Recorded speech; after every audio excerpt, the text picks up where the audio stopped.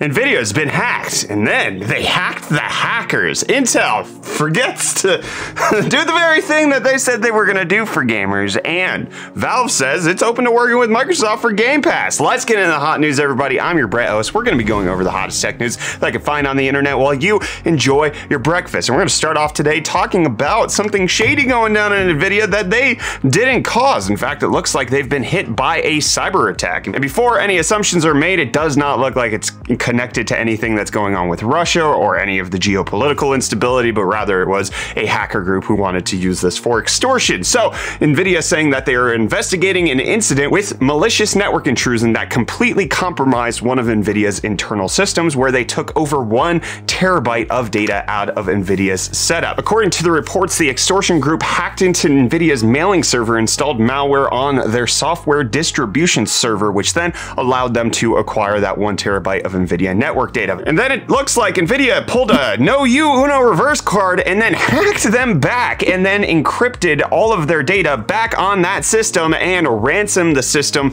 that was holding all of Nvidia's data. However, the hacking group does say that it was actually just being run on a VM and that they have backups of the unencrypted versions of it, so this might not actually be a successful move by Nvidia, but it does look like Nvidia at least does have some hacking prowess when they get hacked, but they're investigating all of that. And we're not quite clear where this is going to lead. Obviously, 1 terabyte of stolen data is absolutely a ton. Whether or not it's useful, whether or not it includes company or trade secrets that are going to affect Nvidia down the line remains to be seen, but at least Nvidia is not without teeth on trying to get some retribution on that. But while Nvidia is dealing with the fallout of them getting hacked, Intel's dealing with the fallout of consumers realizing that you can't trust them for graphics drivers, at least especially when they tell you that there are going to be day zero drivers for one of the most anticipated games 2022, that is Elden Ring. They tweeted this out back on February 17th, so just about a week and a half ago, saying that they are going to have day zero graphics drivers for Elden Ring. Well, the day came and went, February 24th, where they said they would have the drivers, and it wasn't until 5 p.m. Eastern time, nearly 6 p.m. Eastern time on February 25th, that they then notified everybody that we found a late breaking incompatibility in the game and we're not going to be able to get your drivers like we told you that we were going to. Are you sure about that? This coming out after many news outlets reported Intel's just silence on the matter and not giving gamers the ability to have a cohesive experience on Elden Ring, which was already buggy from the very beginning, regardless of whether or not you have drivers. And it just kind of paints a picture that I'm skeptical when it comes to Intel and their GPUs, especially with the drivers. We did a video over on UFD Tech about a year ago with the DG1 GPU, and the drivers were the bane of my existence trying to get that card to work. And with Intel now making promises and breaking them before the DG2 cards are even out, it does not look good, at least in my eye. But you can at least trust Valve, who says that they're going to fix some of the Elden Ring glitchiness that's going on with the Steam Deck. It's not just the Steam Deck, it's affecting essentially every PC, but instead of From Software fixing it, Valve saying that the graphics team has been hard at work optimizing Elden Ring for the Steam Deck, and that it's available now in experimental mode in case you want to enable that. If you have a Steam Deck, the like 4 tech tubers who don't watch this channel, then you could fix it. But otherwise, you'll have to wait until number 1, you get a Steam Deck, but then number 2, it actually gets released out into the regular setup. And currently, we know that there's a bunch of geopolitical instability that's going on with Russia invading Ukraine. We don't typically talk about that kind of stuff here at Hot News. We're going to talk about it when it applies to things like tech news. I have my own personal opinions on everything that's going on, but I'm not a geopolitical expert. I'm not a foreign correspondent. I am not a war expert, and so me commenting on it just feels shallow. Obviously, I think that nobody should be invading Ukraine and it's the wrong move and that Russia should get out. That's my stance on it, but again, I'm just a man in his basement talking about tech news. But where it applies to the tech news is that Intel and AMD are halting sales to Russia with their chips, especially because there are current sanctions that are going on against the Russian country, which makes it so that Intel and AMD, since they're US based, will not be able to trade with them. And Intel stating that they comply with all applicable export regulations and sanctions in the countries in which it operates, including the new sanctions issued by OFAC and the regulations issued by BIS. So it does look like that's going to be happening. However, Russia doesn't account for not even a whole % of Intel and AMD sales, at least according to the reports that I read, so it's not necessarily a blow to Intel and AMD's bottom line. But it looks like there was a little bit of a blow in the crypto market, not the cocaine blow. Anyways, Bitcoin down roughly 1% right now. $38,000 is where it's sitting at. It had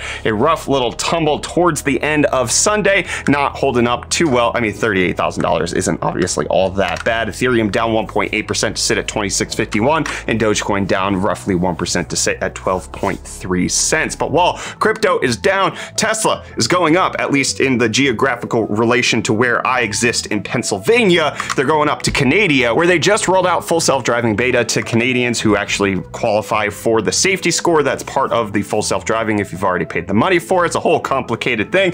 According to Electric, they said it's not great in Montreal. It's rough, which is kind of the state of full self-driving beta everywhere. It's great. Thanks, Elon, for taking 10 grand from your consumers then delivering nothing, which is exactly what Instagram's doing when it comes to an iPad app. It's been how many years that the iPad's been out, and there's no dedicated Instagram app for the iPad, and it turns out that the people at Instagram say it's not a priority because not a whole lot of people use Instagram on iPad. It's kind of with things like dark mode and scheduled posts, then deleting one photo from a carousel. They're calling these finally features, which how is dark mode a finally feature? That is like, why? Out of all the things that you had to say, dark mode's like super tier. Like it needs to, everything needs to be dark mode. Anyways, in case you were waiting on it, and to just keep holding your breath, it's not gonna be a good time for you. Sony probably won't be a good time with their Game Pass competitor. We're getting new information coming out with regards to their pricing structure, as well as what they're actually going to deliver with their Game Pass competitor. And it's clear that it is not a Game Pass competitor. It is just a games subscription service that is gonna be rolling in the cloud gaming from PS Now with their current PlayStation Plus setup, where you get some free games, and then it's going to unlock a few other titles. It's really not going to be all that extensive. I'm not terribly excited by this. The highest price point looks to be about $16, with the low end one being about $10, which is going to give you everything that PlayStation Plus currently has. For the extra tier, you get access to the monthly games and then a catalog of older games, PS3, maybe even just older PS4 titles, who knows. And then the highest end one, the $16 a month premium, it'll give you PS Now streaming ability and a library of classic games, as well as game trials. It looks like PlayStation doesn't really understand what's making Game Pass successful, which is day one launches of exclusive titles. That is the thing that I think gets me most excited about Game Pass, that when Forza comes out, when Halo Infinite comes out, it is on Game Pass. Bethesda titles, all of that will be going forward day one in my library because I pay the subscription fee. With PlayStation, they're trying to get me to come in based on nostalgia, which I just like. Your ports for the current console haven't been very good. Why would I want this? I don't get it. Let me know if you're excited for PlayStation's Game Pass competitor down below in the comments. And Valve's looking to fix some of your Game Pass qualms by getting it on Steam. At least that's what Gabe Newell said in an interview, that they're at least open to having a conversation with Microsoft and have had several discussions with regards to getting Game Pass on Steam, because if it's good for the customer, then they're more than happy to do that for everybody, which just kind of feels right. Kind of feels like the vibe that you're getting from Valve, especially with the launch of the Steam Deck on Friday. They're not getting everything right, but they're at least trying. And that, I don't know, that kind of resonates with like how I want to do hot news. I'm not always right, but I at least try. Just a smidge. And you try not to forget about me. I'll see you tomorrow for another episode of the Hot Tech News here on the internets.